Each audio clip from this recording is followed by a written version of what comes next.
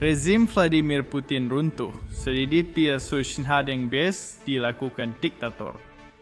Dia mencoba menginvasi Fransi itu lebih jauh. Seminggu yang lalu, 19 drone menyerang wilayah udara Polandia.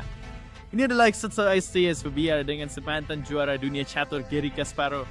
Dia telah mengikuti dan untuk mempelajari sangkai langkah Vladimir Putin sejak Putin berkuasa.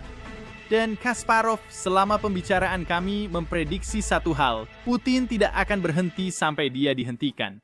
Dan tebak apa kemarin? Putin mengirim 3 jet bersenjata Mikoyan Gurevich 31 ke Estonia. Memang sedang menuju ibu kota Estonia, Tallinn, sebelum jet-jet NATO Kuwait berikut mundur. Kita tidak tahu apa yang mereka rencanakan, tapi situasinya jelas tidak terlihat baik. Putin sedang berusaha menarik NATO ke dalam perang ini karena itu membutuhkan semakin banyak orang Rusia untuk dijadikan umpan meriam di Ukraina. Yo, hai si, paling alasan saya dapat kenapa saya hamil berdiskusi dengan Garry, karena secara Huawei ini kisah menanyakan kepada bagaimana kita bisa mengakhiri perang ini. Dan mari kita dengarkan apa jawabannya. Apa kabar semuanya? Ya, dan Sam, hari ini Sam bersama dengan Garry Kasparov, pemain catur terhebat sepanjang masa. Dan we Renew Democracy Initiative yang menerbitkan Next Move ORG di Substack. Selamat datang Garry, senang sekali bisa menghadirkan Anda. Terima kasih banyak dan Anda perlu sedikit persiapan. Karena jarang sekali di Amerika orang mengucapkan nama keluarga saya dengan penekanan Rusia. Karena di Amerika selalu Garry Kasparov. Lalu Anda bilang, Garry Kasparov ini sangat Rusia. Saya penggemar catur di suap Faisyasin PS Laser Differensi wa Anda saya sangat first semangat dan insidie gugupiti. Dan pertanyaan pertama saya sebenarnya berkaitan dengan catur. Karena Anda menyebut orang Amerika, apakah Anda merasa kita akan segera memiliki juara catur dari Amerika Serikat? Segalanya mungkin terjadi. Lihat, juara dunia saat ini dari India, Gukesh, bahkan belum 20 tahun jadi masih sangat muda. Dan pemain Amerika teratas yang bisa memperebutkan gelar Karawan dan Nakamura. Mereka hampir 2 kali lipat usianya. Ya, Karan lebih muda tapi Hikaru hampir 2 kali lipat usianya. Kita akan lihat apa yang terjadi dengan kualifikasi kandidat ini. Lalu jika salah satu dari mereka lolos, yang sekali lagi tetap saja ini pertarungan yang berat. 8 pemain, turnamen, sistem double round.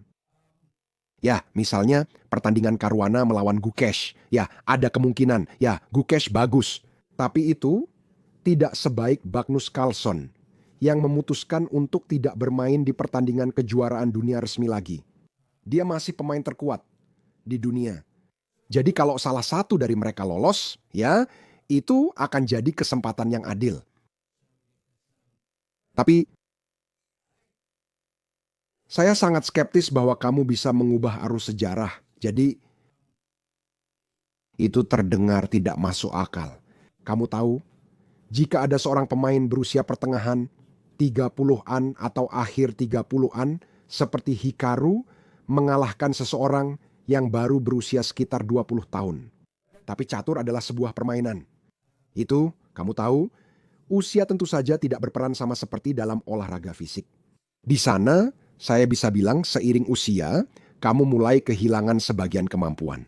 Itu tidak terjadi dalam semalam, bukan karena fisik, namun tetap ada penurunan terus-menerus. Tapi ya, untuk menjawab, untuk menutup, kamu tahu jawaban panjang ini dengan yang singkat, ya ada kemungkinan. Itu mungkin terjadi tahun depan. Kalau tidak, kita harus menunggu jauh lebih lama. Kalau tidak, kita harus tunggu generasi berikutnya. Saya harap itu terjadi sekarang. Ya, saya yakin penggemar Amerika akan antusias. Sekarang mari alihkan fokus. Saya lihat Anda sudah men-tweet tentang itu sebelum kita mulai. Banyak drone Rusia masuk ke Polandia, dan sepertinya itu adalah pengujian dan serangan yang disengaja. Jadi saya ingin mendengar reaksi Anda. Apa yang coba dicapai Rusia dengan menyerang negara anggota NATO? Saya pikir pencapaian pertama adalah bahwa NATO malu untuk menyebutnya sebagai serangan. Mereka terus bermain kata-kata, Anda tahu, benda terbang tak dikenal. Kedengarannya seperti unidentified flying object. Anda tahu, ini dari saya. Juga, itu bukan apa-apa bagi saya. Tidak ada yang mengejutkan, saya sudah menulis tentang itu. Artinya, jika Putin bisa, Anda tahu, melakukan hanya bisa bergerak ke satu arah untuk meningkatkan lebih banyak provokasi. Dan itu hanya masalah waktu, saya sudah menulis beberapa kali, itu hanya masalah waktu sebelum dia mencoba menguji pertahanan negara-negara NATO. Saya pikir Putin bisa menganggap operasi itu berhasil karena NATO tidak menunjukkan tekad untuk benar-benar menerapkan pasal 5, hanya pasal 4 saja. Pasal 5 berarti perang. Itu jelas sangat disengaja menurut saya. Intelijen Ukraina memberitahu pihak Polandia dan otoritas NATO bahwa Rusia telah mempersiapkan serangan tersebut dengan kartu SIM dari negara lain seperti Lituania, Belarus hanya untuk menyerang Polandia.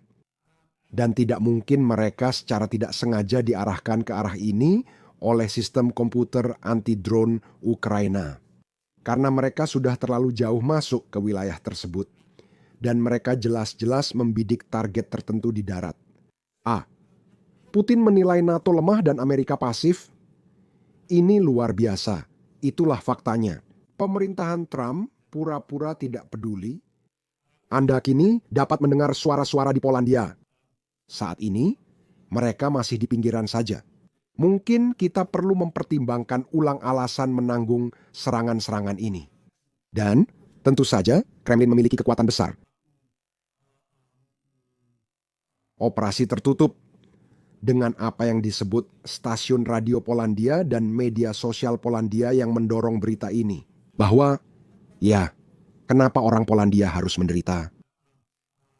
Demi Ukraina, ini perangnya Ukraina.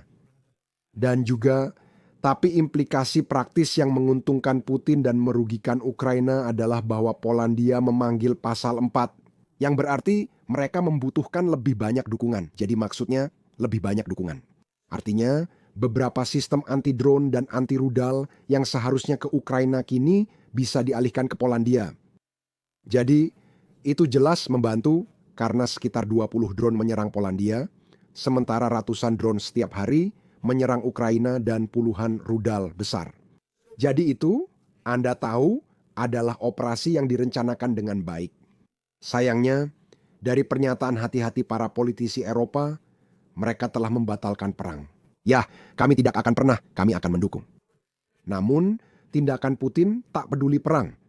Seringkali kata-kata tegas hanya berujung tanpa aksi. Dan saat ini, menurut saya dia menganggap operasi ini sebagai sebuah keberhasilan. Jadi saya tidak akan terkejut. Saya akan terkejut, bahkan dalam waktu dekat, jika dia mengulangi hal yang sama pada Estonia atau Latvia yang telah dikalahkan. Ya, itu gila. Analisis menarik. Saya belum pernah memikirkannya. Sekali lagi ini baru beberapa jam dan kami baru saja bangun bahwa ini akan membaca sebuah kata beberapa pertahanan udara. Sebenarnya itu bukan kabar baik untuk Ukraina. Sekarang hal menarik lainnya yang sedikit mengisyaratkan bahwa ini disengaja adalah intelijen dan tentara Polandia menemukan drone ini membawa lebih banyak bahan bakar karena Rusia berencana mengirimnya lebih jauh dari biasanya. Ya, itu membuktikan mereka memang berniat masuk lebih jauh ke Polandia karena kita sudah pernah mengalami beberapa insiden sebelumnya. Sekali lagi, kita bisa mempertanyakan anggapan bahwa itu adalah kecelakaan. Secara teknis, sebelumnya hanya sedikit kejadian. Beberapa drone Rusia masuk ke Rumania dan Polandia. Tapi kamu bisa dengan mudah menganggapnya sebagai kesalahan saja. Atau itu adalah sistem anti-drone Ukraina. Mereka benar-benar mendorong drone-drone itu keluar jalur dan akhirnya mendarat di Polandia. Tapi di kedua negara, Polandia dan Rumania, saya tidak yakin. Mungkin sekali juga di Slovakia. Jadi mereka sangat dekat dengan perbatasan. Jadi itu terulang lagi. Saya selalu, Anda tahu, punya kecurigaan saya. Tapi dalam kasus ini, mereka bukan Del. Mereka sudah terlalu jauh ke Polandia, ratusan kilometer. Jadi, sekarang Anda tambahkan mereka punya bahan bakar ekstra, itu adalah poin. Jadi untuk melihat responsnya. Dan juga yang sangat berguna karena sekarang mereka punya lebih banyak informasi tentang sistem pertahanan NATO. Jadi sistem pertahanan udara. Itu teori menarik yang sering dibicarakan banyak orang. Menurutmu, apakah ini membuat Rusia lebih mungkin eskalasi terhadap negara-negara NATO di masa depan? Putin tak punya pilihan selain eskalasi. Itulah yang kukatakan sejak awal. Jadi ini bukan tentang apakah tapi kapan. Dan karena Rusia sekarang adalah kamp perang raksasa, sangat penting untuk memahami hal itu. Tidak peduli apa yang Anda dengar dari kantor Oval di sini, dari Gedung Putih, dari beberapa anggota Kongres yang mencoba melindungi Trump dan memberinya keuntungan dari keraguan. Atau dari beberapa politisi pro-Putin di Eropa, perang adalah satu-satunya, dan saya tekankan, satu-satunya mesin kekuatan Putin. Sudah jelas, seluruh masyarakat Rusia, bukan hanya masyarakat ekonomi. Dan jika Anda melihat setiap segmen politik itu adalah perang. Itu disebut perang ekonomi, perang propaganda. Itu dimulai dari taman kanak-kanak. Anak usia 6-7 tahun sudah dicuci otak untuk membenci orang Ukraina. Dan mereka menjual cerita tentang perang melawan kehendak bebas. Ini bukan hanya soal Ukraina menurut propaganda Rusia. Dan sekali lagi, ini bukan saya yang mengatakan, mereka yang sudah mengatakannya, saya hanya menerjemahkannya saja. Ukraina adalah boneka dunia, sementara Rusia melawan dunia yang ingin menguasainya. Jadi ini adalah perang melawan dunia bebas. Dan sejak Putin mendapat, kamu tahu ini sekarang, dukungan resmi di Beijing. Jadi dia memandang perang ini sebagai ujung tombak dari upaya dunia yang tidak demokratis. Dunia tirani melawan dunia kebebasan. Dia tidak bisa berhenti, kamu tahu, dia punya lebih dari 1 juta orang yang bertempur di Ukraina. Kebanyakan dari mereka itu paranoid, kamu tahu, hanya pembunuh saja. Jadi mereka sudah kehilangan, kamu tahu, rasa kehidupan normal. Dia tidak bisa menanggung mereka. Kembali ke Rusia, mustahil. Jadi ketika kita mendengar suara-suara seperti, kamu tahu, mantan presidennya dan bayangan Putin, Medvedev, dia terus bicara tentang menyerang Finlandia, menyerang Polandia. Orang-orang bilang dia mabuk, ya, tapi bahkan jika dia mabuk, kemungkinan besar dia hanya, kamu tahu, menceritakan kisah-kisah yang ada di benak bosnya. Dan percakapan rutin di televisi Rusia tentang pemulihan kekaisaran Rusia dan pengaruh Rusia di Eropa. Lagi itu terjadi setiap hari. Itulah sebabnya, jika Anda melihat semua elemen masyarakat Rusia, dari oligarki hingga taman kanak-kanak, semuanya berfokus pada perang. Perang itu seperti virus yang menginfeksi setiap bagian tubuh politik Rusia. Itulah sebabnya ada harapan Anda bisa menemukan jalan kompromi. Namun, tidak ada kompromi. Putin butuh kemenangan, tapi bahkan jika dia diberikan semua yang dia inginkan sekarang, dia akan tetap melanjutkan. Karena, sekali lagi, dia menjadikan perang sebagai satu-satunya pembenaran hidupnya terhadap Eropa. Saya tahu Anda sudah membahasnya di Substack, tempat menerbitkan nextmove.org. Saya rekomendasikan penonton Anda melihatnya dan membaca analisis Anda. Segera aku 2 minggu lalu Anda sudah bilang Putin akan mencoba hal seperti yang terjadi di Polandia semalam. Anda benar-benar terasa-rasakan sejauh ini. Baru saja Anda sebut, ini bukan perang Putin, melainkan perang Rusia. Mencerminkan pola pikir Rusia akibat masa lalu imperial mereka. Ya menurut Anda, apakah Rusia perlu reset mental seperti Jerman pasca Perang Dunia II demi perdamaian dunia jangka panjang? Tentu, riset ini hanya satu kata, kekalahan. Tahun 1945 menjadi titik balik Jerman karena imperialisme dan agresivitasnya berhasil dikalahkan telak. Dan Jerman didorong ke arah yang berlawanan dan bangsa itu menemukan kembali jati dirinya. Sangat tragis bahwa di Rusia saat ini begitu banyak orang begitu saja menerima versi visi global Putin ini. Ini semua omong kosong dari peneliti kuasi sejarawan soal kejayaan Rusia. Itu sangat primitif, tapi berhasil. Itu berhasil. Gereja Ortodoks Rusia juga sangat berkontribusi dalam upaya perang. Pagi ini saya baru mendengar salah satu pendeta mengatakan itu, pendidikan adalah salah satu musuh, karena itu mendorong tanda kutip, karena itu membuat orang lebih dekat untuk melihat. Tidak masalah dari internet. Sebenarnya mereka berusaha membuat negara ini tetap tidak terdidik dan hanya untuk memiliki umpan meriam. Seperti yang saya katakan, ini dimulai sejak taman kanak-kanak. Satu-satunya cara bagi orang Rusia untuk mempertimbangkan kembali, pandangan global ini adalah virus imperial yang lebih dalam, bukan Uni Soviet. Itu virus sangat lama yang telah ditanamkan sejak berabad-abad. Sangat tidak, kamu tahu, itu sudah tertanam, hampir seperti dalam ingatan genetik. Harus ada kejutan, terapi yang mengejutkan ini. Dan tidak ada yang lebih mengejutkan daripada bendera Ukraina yang berkibar di Sevastopol. Jadi kekalahan dalam perang ini, dan ini adalah kekalahan yang paling telak. Ini satu-satunya cara agar orang Rusia sadar kita hanya punya satu kesempatan berdamai dengan dunia bebas. Jika tidak, Rusia akan segera jadi satelit Tiongkok. Saya bahkan sudah menyebutnya pom bensin Tiongkok. Dengan senjata nuklir. Dan Putin bertindak seperti bawahan Xi Jinping. Tapi Anda perlu mayoritas rakyat Rusia untuk memahami. Pilihannya adalah kita menjadi satelit Tiongkok atau kita mencoba berdamai dengan Eropa. Dengan membayar, berkontribusi, mengakhiri perang ini, mengembalikan wilayah, dan mengirim penjahat perang ke Den Haag atau tempat pengadilan internasional, itulah langkah yang tepat. Apakah itu realistis? Saya tidak tahu. Tapi tidak ada yang bisa membantu. Saat ini, di semua negara, hanya sekitar 20-30% orang yang kritis karena penipuan. Tapi mayoritas besar sekarang hidup dalam logika perang ini. Sekali lagi, bahkan orang-orang yang dulu Anda tahu bukan pendukung Putin, bahkan mereka yang masih mungkin percaya bahwa mereka pro-Barat. Tapi mereka adalah bagian dari upaya nasional ini untuk memulihkan kejayaan Rusia. Menarik Anda menyebut Tiongkok. Saya membaca laporan bahwa orang Rusia yang berurusan dengan Tiongkok sering tidak senang karena selalu diperlakukan sebagai mitra junior.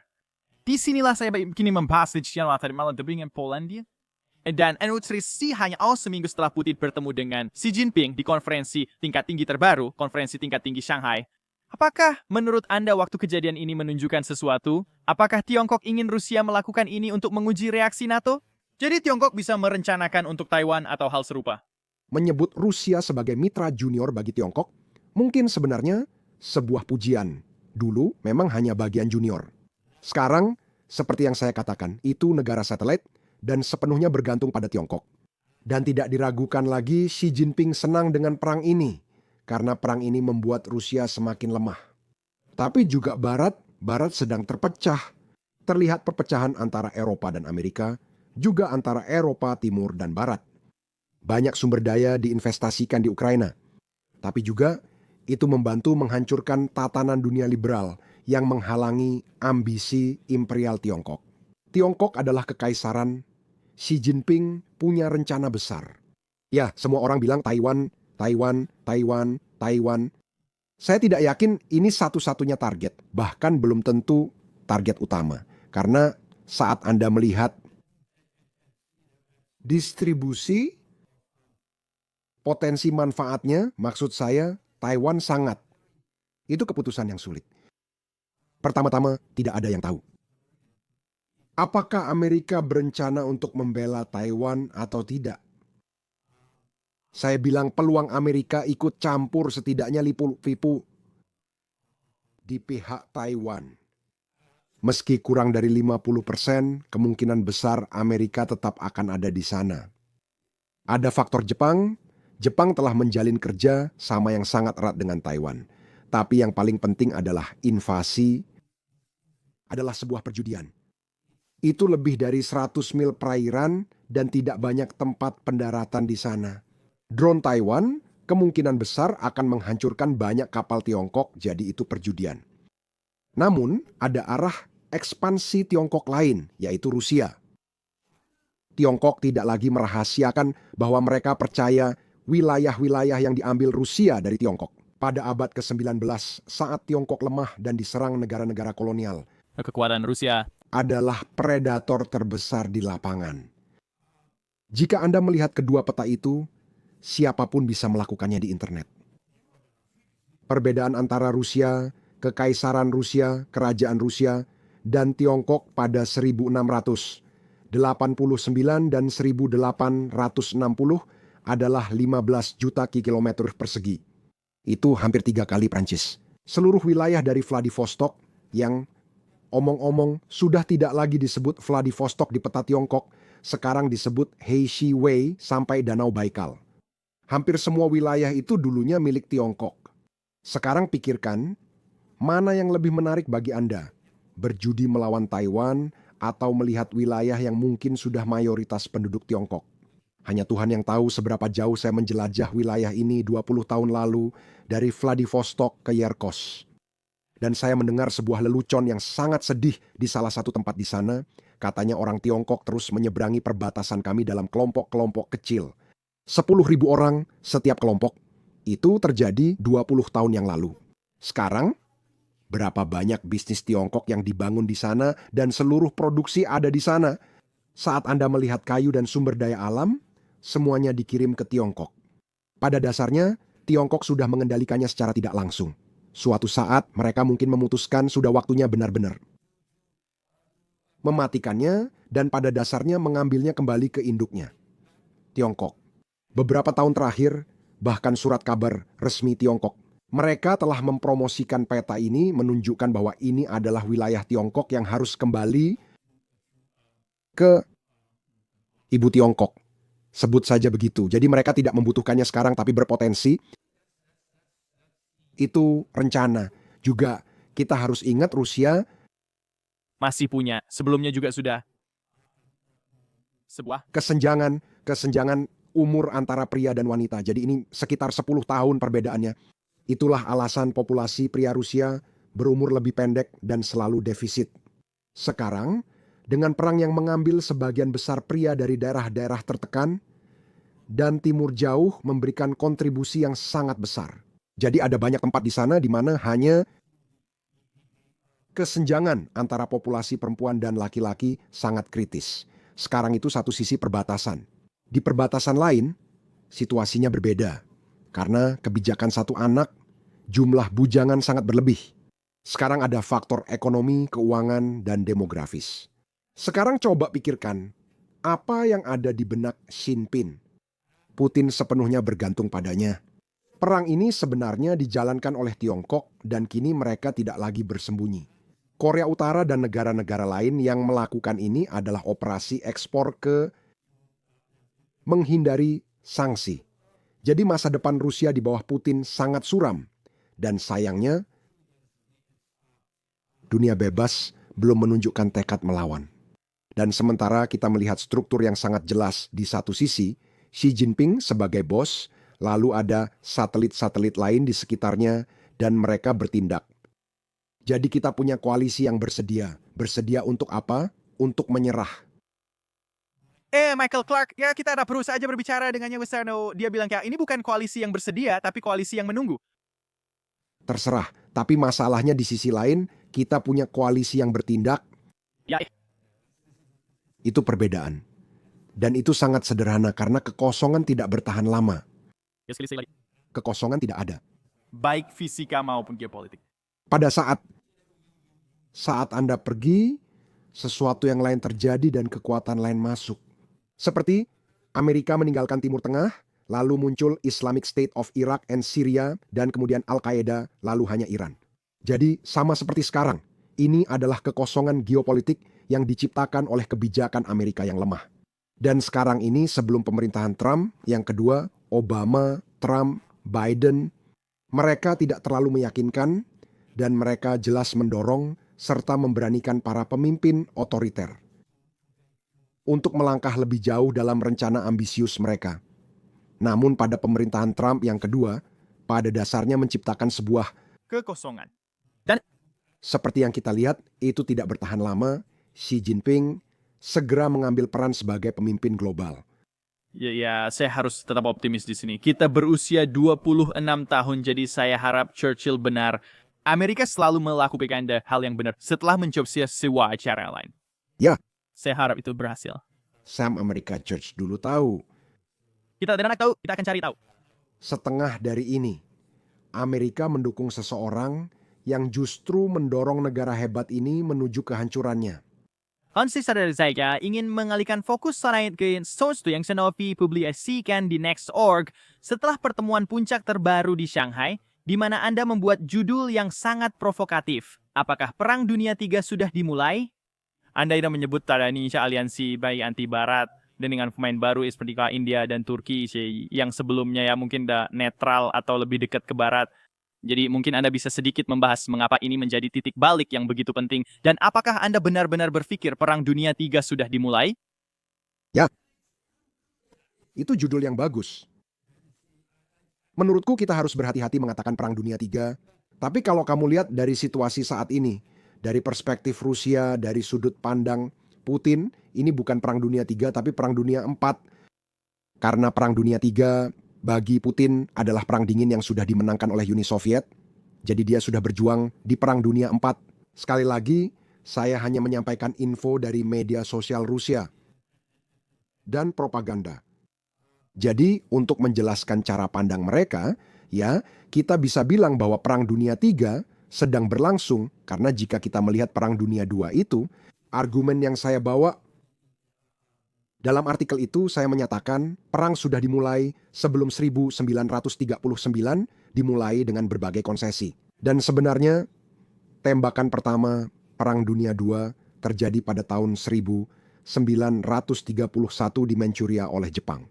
Mereka memulai serangan, lalu keluar dari Liga Bangsa-Bangsa karena menganggapnya tidak berguna. Pada 1935 Italia di bawah Mussolini menyerang Abyssinia, kini Ethiopia. Kita sudah punya pihak yang terang-terangan mengabaikan hukum internasional. Liga Bangsa-Bangsa dinilai gagal. Penting diingat, Liga Bangsa-Bangsa yang dibentuk usai Perang Dunia I gagal total mencegah perang. Salah satu alasan utama Amerika memutuskan untuk tidak ikut serta. Tidak terdengar asing, kan? Amerika tidak ingin terlibat urusan global yang kemudian memicu Perang Dunia dan Perang Dunia II. Jadi sekarang keadaannya mirip. Kita sudah punya perang, kita punya tentu saja perang yang tak pernah berakhir di Timur Tengah, kita punya, dan pada dasarnya itu masih melibatkan Israel-Iran. Seperti yang kamu tahu, situasinya mirip perang. Perang di Ukraina tampaknya tak akan selesai, dan Putin kemungkinan akan memperluasnya. Tiongkok sedang bersiap. Apakah mereka akan menyerang Taiwan? Kita belum tahu. Kami telah mengeksplorasi situasi di banyak sekali negara Amerika Selatan seperti Venezuela, juga di Afrika. Saya tak ingin menyebut ini tragis. Ini seperti perang tanpa akhir. Beginilah, dan dunia sangat kurang peduli. Semua membicarakan Gaza, tapi tak ada yang membahas Sudan atau Sudan Selatan. Ada jutaan orang benar-benar kelaparan. Ini bukan propaganda, memang kenyataannya begitu. Situasi dunia sangat tidak stabil dan kita punya pemain aktif, Anda tahu, yang sekarang didukung oleh Tiongkok. Itu hanya bahwa Putin adalah salah satu dari mereka yang mendorong sampai batas. Dan kita tidak punya lagi, ini adalah kita tidak punya inti dari oposisi ini dari dunia bebas. Dan sekali lagi, Amerika tidak memainkan peran apapun. Bahkan sekarang mungkin justru berperan negatif dalam banyak urusan.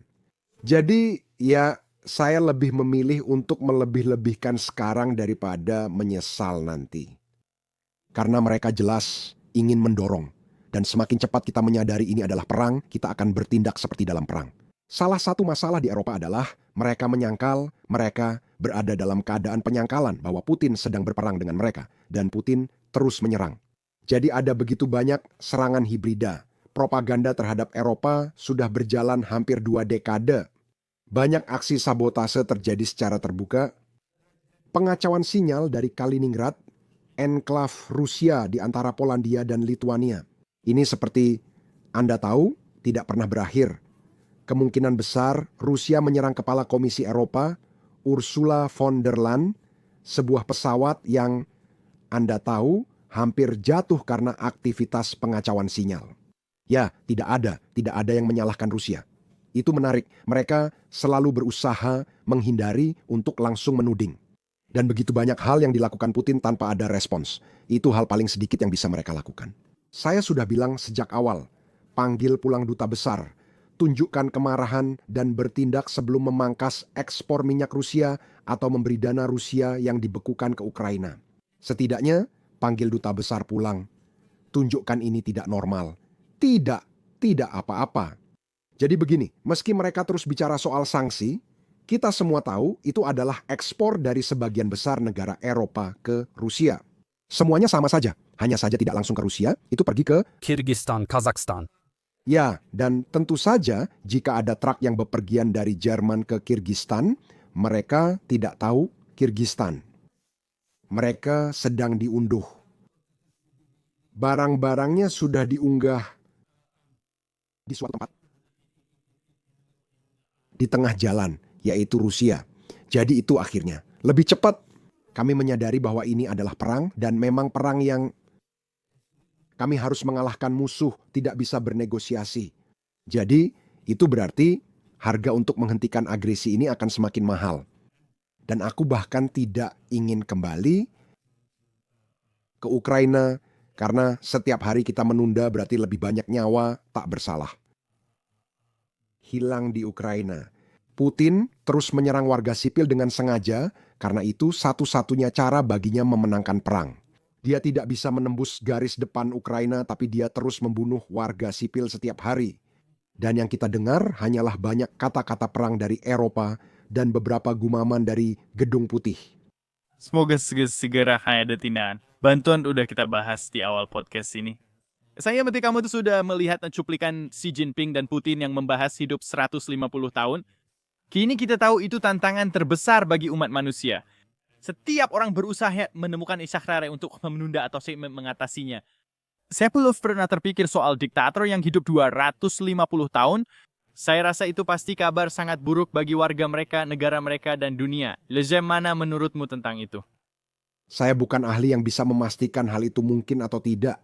Tapi fakta bahwa mereka sudah membahasnya, mereka mendiskusikannya, itu saja sudah menunjukkan kepercayaan diri mereka.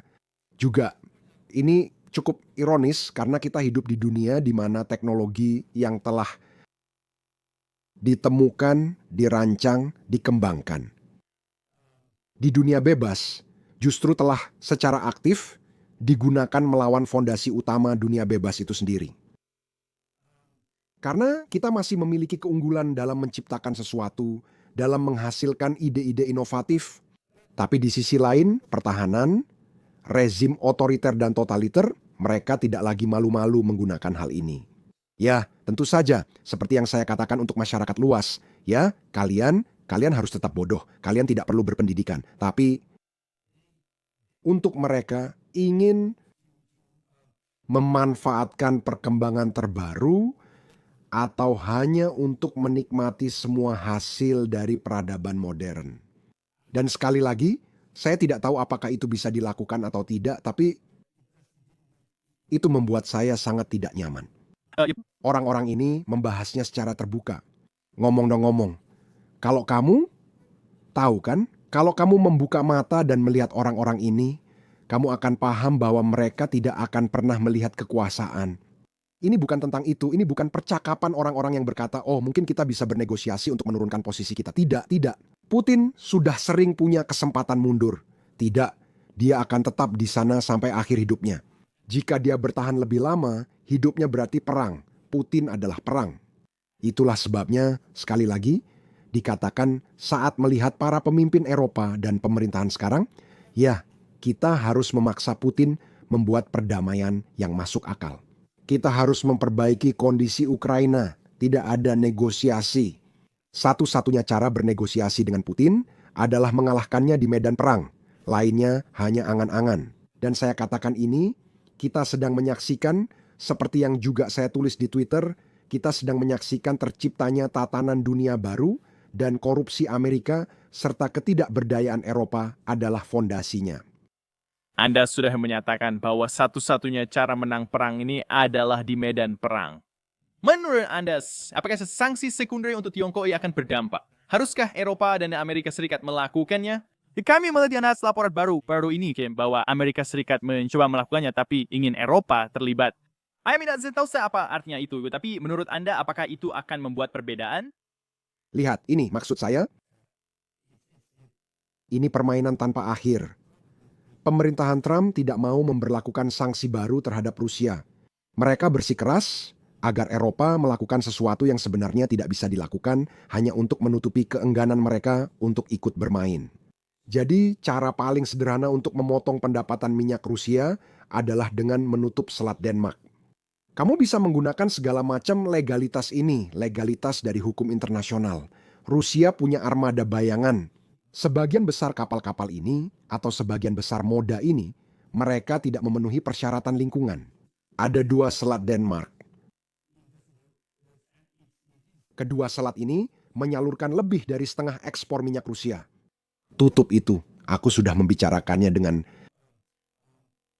Menteri Luar Negeri Denmark pada 23 Agustus 2 tahun lalu. Dan mereka secara belak-belakan mengatakan kepada saya bahwa pemerintahan Amerika, yaitu pemerintahan Biden saat itu, menentangnya karena itu akan mendorong harga minyak naik. Dan itu adalah masalah. Kamu bisa menang perang tanpa berkorban, sedangkan warga Ukraina kehilangan nyawa setiap hari. Kita pun tahu akibatnya. Harga minyak mungkin naik sedikit. Ronald Reagan pernah membuat kesepakatan dengan Saudi di tahun 80-an untuk menurunkan harga minyak, yang akhirnya menyebabkan Uni Soviet runtuh. Jadi sekarang mereka semua mencoba mencari yang cara paling damai untuk memperluas atau hanya menambah daftar sanksi. Eropa sekarang sedang membicarakan paket ke-19. Ke-19? Apa maksudnya 19 paket sanksi? Kenapa tidak langsung 2 tahap saja?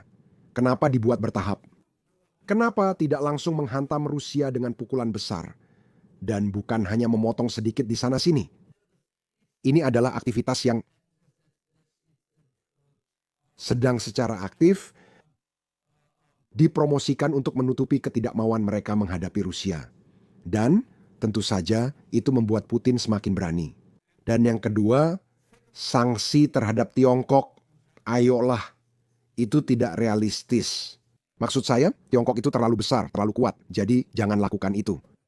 Kita tahu bahwa sanksi terhadap India bukan karena India membeli minyak Rusia, tetapi karena Modi menolak permintaan atau tuntutan Trump untuk mencalonkannya sebagai penerima Nobel Perdamaian. Jadi bukan itu alasannya. Jangan perang dengan Tiongkok dan India, serang Rusia saja. Mengapa sanksi perlindungan? Kejar sumbernya.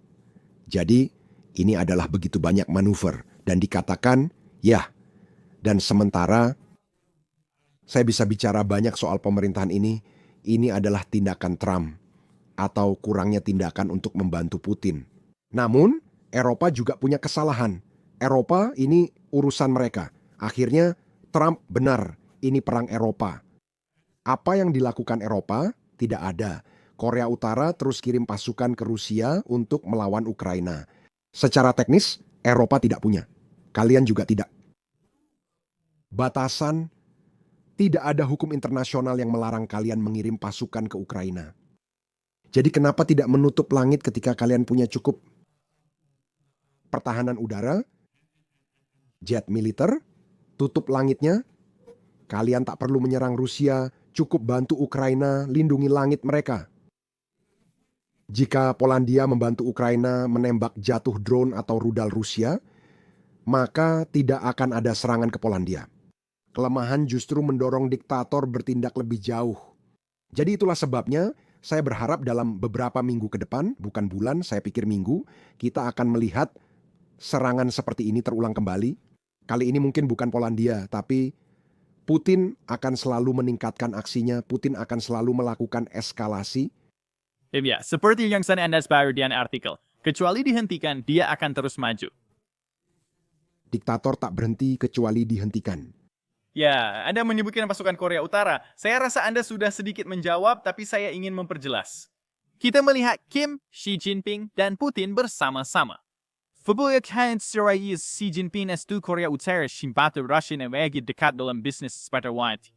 Selama pulang Chris adalah laporan Tiongkok tak senang Korea Utara memperluas konflik, namun mereka tetap tampak bersama. Tiongkok mungkin ingin Korea Utara membantu Rusia agar tidak runtuh. Kim Jong-un tidak akan bergerak sedikit pun tanpa persetujuan dari Beijing. Dan kita melihat gambar ini, Anda tahu, dengan Putin di sisi kanannya, Kim Jin di sisi kirinya, berjalan bersama. Dan Anda bisa melihat itu dari bahasa tubuh dan caranya ketika Putin mencoba berbicara dengan Xi Jinping. Jadi mereka mengikuti perintah dan dialah yang memberi perintah. Dan satu hal penting yang saya tekankan adalah karena para diktator selalu memperhatikan simbolisme. Saya belum pernah melihat Kim Xi Jinping sebelumnya memakai pakaian Mao Zedong. Dia selalu memakai jas. Kali ini dia mengenakan pakaian Mao. Sementara Putin dan Kim Jong-un juga mengenakannya. Ini yang hitam atau hanya bijinya yang gelap. Jadi menurut saya itu sinyal jelas bahwa sekarang dia memimpin. Dan dia adalah pemimpin anti barat. Karena itu, Anda tahu, itu adalah perbedaan dari gaya Barat. Seorang pemimpin aliansi anti-Barat.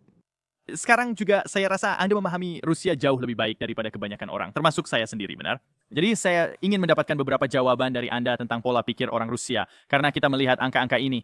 Dan saya rasa itu yang akan berhasil di Barat, tapi Rusia berbeda. Tentara Rusia mengalami kematian 20.000 prajurit setiap bulannya.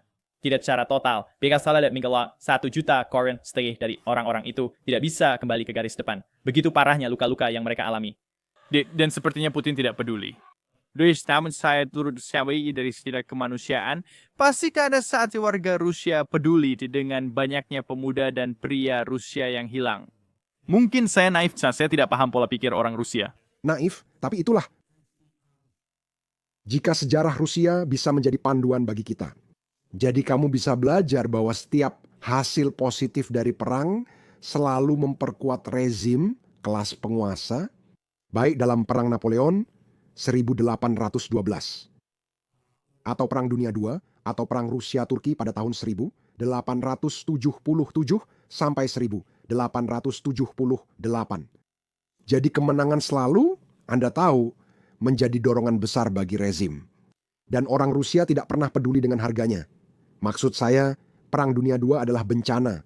Maksud saya, inilah kerugiannya. Dan kualitas manajemen perang di awal perang itu benar-benar buruk. Tapi hasil akhirnya adalah kemenangan dan tidak ada yang peduli. Dan bahkan sampai hari ini, kita masih melihat rezim Putin berspekulasi tentang Perang Dunia II sebagai pencapaian terbesar. Ini yang terjadi jika Anda tanya orang Rusia soal Perang Dunia II, banyak dari mereka, terutama yang muda, bahkan tak ingat Amerika dan kerajaan Inggris juga terlibat. Tanpa bantuan Amerika, Rusia tak akan bertahan di tahun pertama perang. Namun kini hal itu mulai dilupakan. Jadi inilah kemenangan kita, ini milik kita. Sisanya tak penting. Ini benar-benar ketidaktahuan sejarah, tapi tetap ada kebanggaan kita menang. Sekarang, di sisi lain, setiap kekalahan. Apakah kita membahas Perang Crimea pada 1853 sampai 1856 saat koalisi Inggris, Prancis, dan Turki mengalahkan Rusia? Itu benar terjadi di Crimea. Rusia memicu reformasi besar yang lama ditunggu untuk menghapus perbudakan. Dan juga Anda bisa berargumen bahwa reformasi Alexander II pada 1861, 1860, dan 1960-an adalah yang paling reformasi liberal terbesar di Rusia. Anda dapat melihat Perang Rusia-Jepang 1904 sampai 95 kekalahan lain, dan revolusi di Moskow.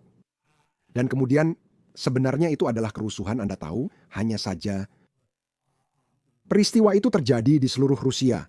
Lalu monarki harus memberi konsesi besar.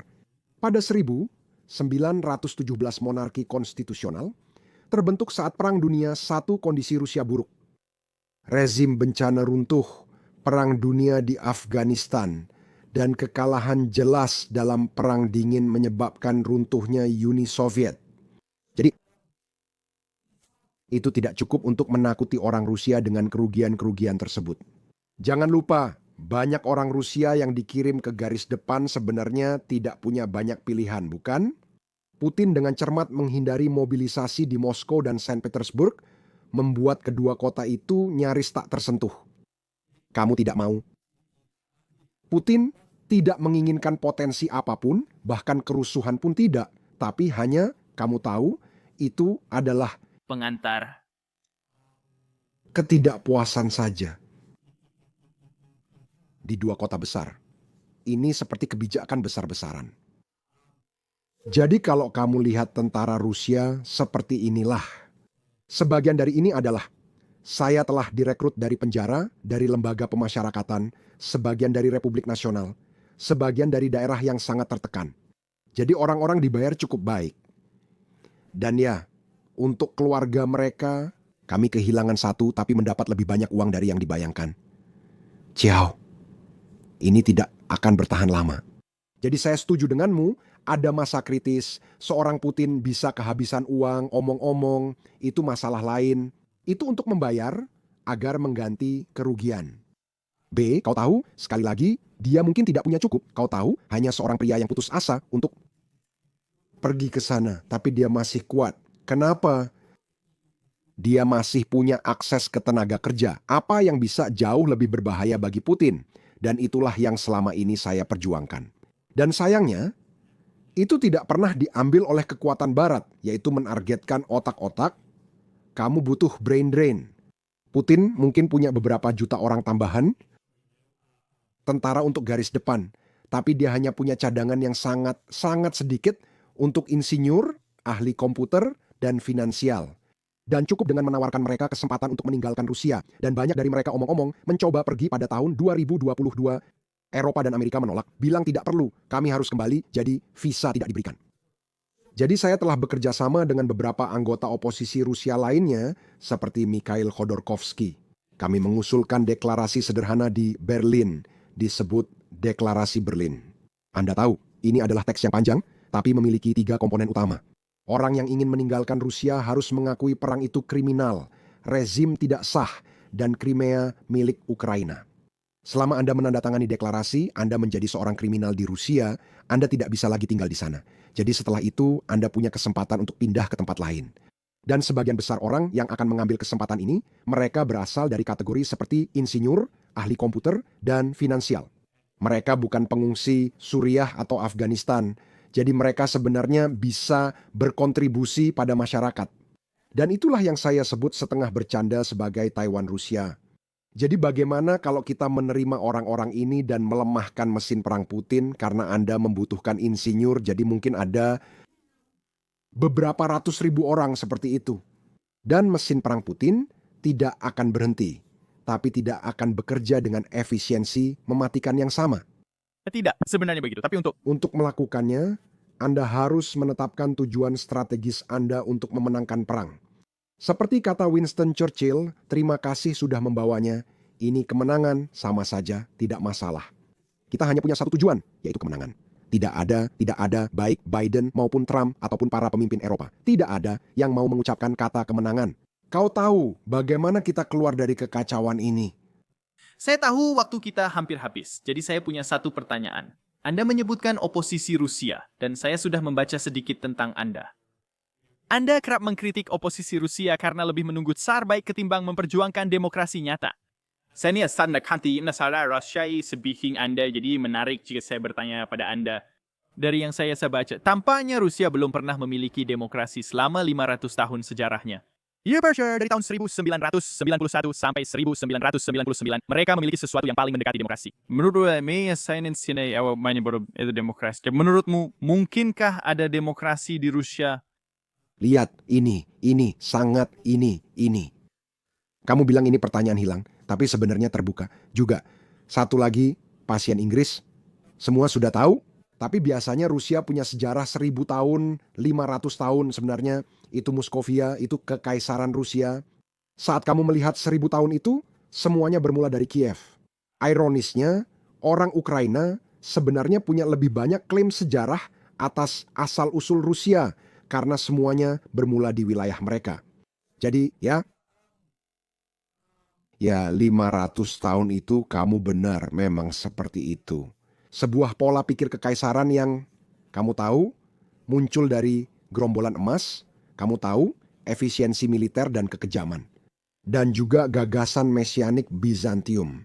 Saat Konstantinopel jatuh tahun 1453, sang putri Bizantium datang ke Rusia dan menikah dengan Pangeran Agung Rusia. Jadi, filsafat Rusia atau gereja didasarkan pada gagasan bahwa mereka adalah Roma ketiga setelah 2 sebelumnya jatuh. Dan tidak akan ada kekuatan lain. Jadi semua elemen ini Anda tahu, semuanya tercipta dalam pola pikir imperial ini bahwa itu asing bagi demokrasi. Seperti yang saya sebutkan, beberapa reformasi besar Alexander II membuat Rusia belum menjadi monarki konstitusional, tapi jelas Rusia abad ke-19, pada akhir abad ke-19 Rusia berada di jalur yang benar. Setelah yang pertama, setelah manifesto tahun 1905 oleh Nikolai II, sebagai akibat dari kekalahan perang di Jepang melawan Jepang dan juga revolusi. Jadi Rusia adalah monarki konstitusional, tapi ya, itu tidak. Negara itu sebenarnya belum siap untuk demokrasi. Karena demokrasi bukan hanya beberapa undang-undang, itu juga tentang tradisi, itu tentang hak milik, dan juga sekali lagi itu tentang penegakan hukum yang dihormati. Kita baru saja mulai sampai di sana. Kita mengalami revolusi saat Bolshevik mengambil alih yang benar-benar menghancurkan segalanya. Meskipun antara akhir monarki dan pengambil alihan Bolshevik, secara teknis itu adalah sebuah demokrasi. 8 bulan, periode yang sangat singkat, dan kemudian kita memiliki demokrasi yang sangat lemah di tahun 90-an. Dan setelah 91 dan juga itu bukan seluruh 91 sampai 99 pada dasarnya itu, 91 sampai 93. Yeltsin memakai tank untuk menghancurkan parlemen. Ngomong-ngomong, saya benci parlemen yang penuh dengan komunis dan nasionalis, tapi menghancurkan parlemen bukanlah ide yang bagus. Tapi itu bukan caranya. Kamu bernegosiasi atau hanya mencari sebuah konsensus. di masyarakat. Benar, sejarah Rusia menawarkan sangat sedikit optimisme Rusia menjadi demokratis. Tapi ada satu hal besar di sini. Bagaimana dengan Korea Selatan? Jadi bagaimana dengan Taiwan? Kita sedang membicarakan Tiongkok, tapi ini Taiwan. Orang yang sama di Taiwan, orang yang sama di Korea Utara dan Korea Selatan. Ngomong-ngomong, itu adalah pengalaman yang luar biasa. Pada tahun 1953, kalian membagi satu negara, itu benar-benar rata, saya rasa itu Korea Utara. Dan produk domestik bruto sedikit lebih tinggi, produk domestik bruto sedikit lebih tinggi. Pada awalnya. Dan Kami melihat hasilnya. Itu adalah eksperimen murni dengan orang-orang yang sama Anda tahu, bukan sepupu, saudara laki-laki dan perempuan. Di satu sisi ada pasar bebas yang juga berawal dari kediktatoran, bukan? Akhirnya, ia menganut ide pasar bebas dan kini menjadi demokrasi liberal yang dinamis. Mereka dapat memakzulkan presiden atau memenjarakan kepala perusahaan besar. Jadi, tiba-tiba saja Anda tahu hanya kurang dari 70 tahun pada 2050 negara itu sudah menjadi demokrasi yang berkembang pesat. Jadi dalam 6 dekade negara itu sama sekali tidak punya pengalaman dalam demokrasi sama sekali tidak ada. pengalaman dalam ekonomi pasar. Jadi semua pengetahuan ini didapatkan. Dan sama juga di Taiwan, saya bahkan tidak ingin membahas Jerman Timur atau Barat karena di Jerman sudah ada yang berpengalaman. Eropa.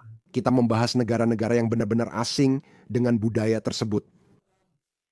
Saya tidak berpikir bahwa orang Rusia, jika diberi kesempatan, akan bernasib lebih buruk daripada orang Taiwan atau Korea Selatan. Jadi sekali lagi, ada kemungkinan. Tapi masalahnya adalah, Anda tahu, Taiwan dan Korea Selatan tidak terpengaruh oleh virus imperial ini? Saya rasa masa depan Rusia, jika masih ada, adalah memberantas virus imperial ini. Dan saya tidak akan hanya menangisi susu yang sudah tumpah.